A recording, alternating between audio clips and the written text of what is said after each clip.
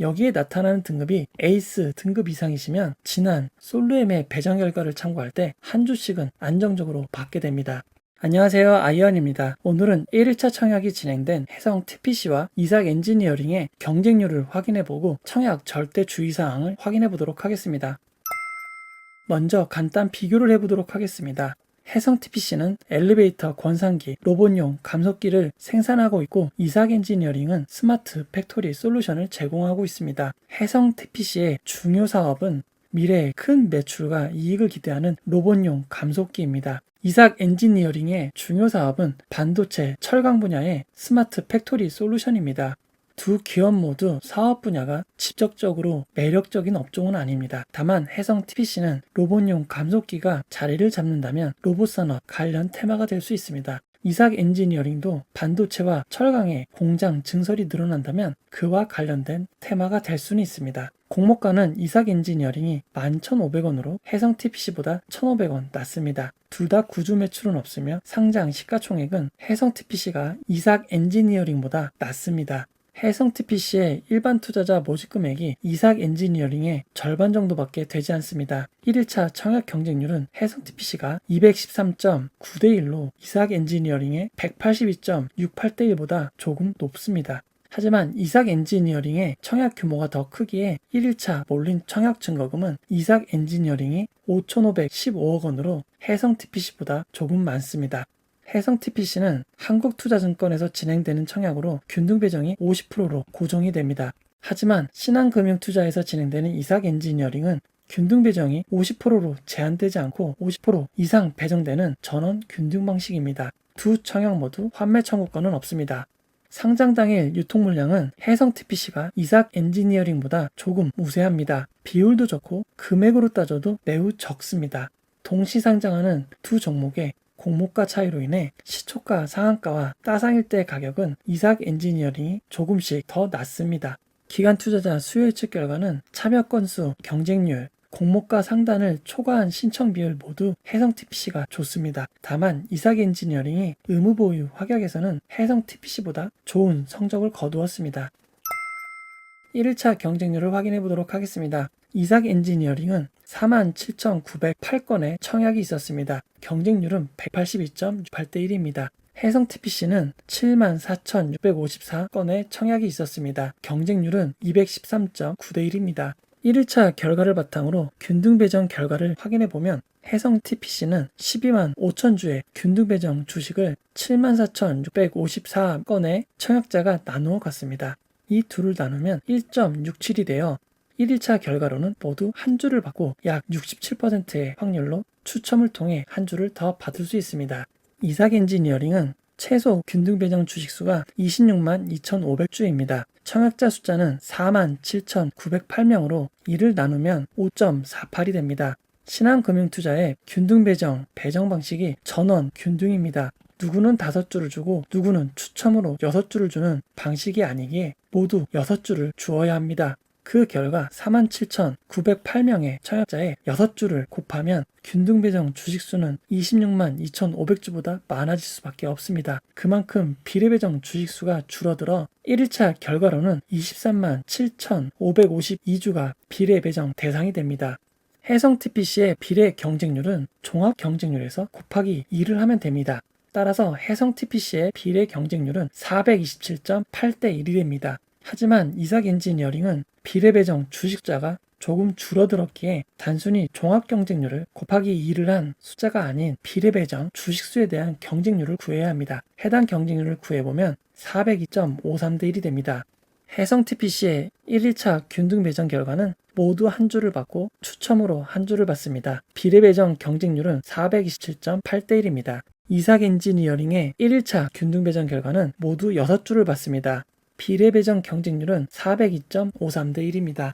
지난 청약들의 1일차 경쟁률과 비교를 해보면 해성 TPC의 213.9대 1은 NCS의 202.9대 1보다 높습니다. 이보다 높았던 청약은 2021년 첫 청약이었던 MBT의 263.7대 1밖에 없습니다. 이삭 엔지니어링의 182.69대 1도 매우 높은 수치입니다.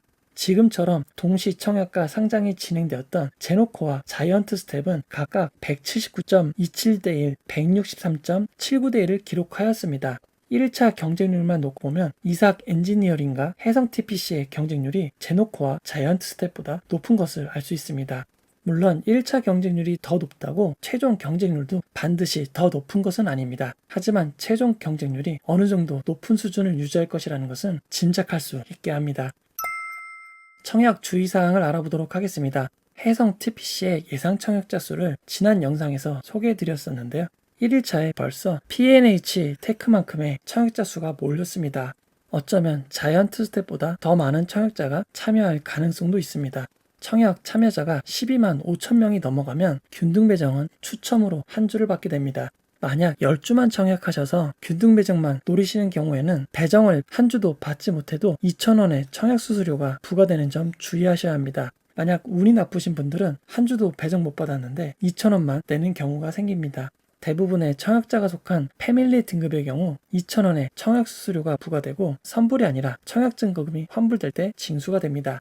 즉 10주 6만 5천 원의 청약증거금을 신청했는데 추첨에서 떨어져 한 주도 받지 못한다 하더라도 청약수수료 2,000원을 제외한 6만 3천 원만 환불되는 점 주의하겠습니다.